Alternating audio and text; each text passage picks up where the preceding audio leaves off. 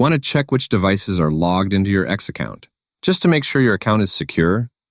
In this video, I'll show you how to view all active login sessions on X, so you can quickly spot any unfamiliar devices.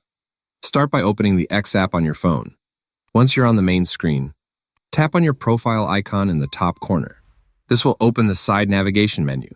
Now scroll down a little, tap on Settings and Support, and then choose Settings and Privacy from the expanded options. You'll now be inside the main settings page, where you can manage your account, privacy, security, and login activity. From here, tap on Security and Account Access. A new screen will open with several security-related options. Next, tap on Apps and Sessions. This section shows devices, connected apps, and active sessions linked to your account. Now tap on Sessions, and you'll see a list of devices currently logged into your X account. Take a moment to carefully review the list. You can tap on any session to view more details like the device type, approximate location, and when that device last accessed your account.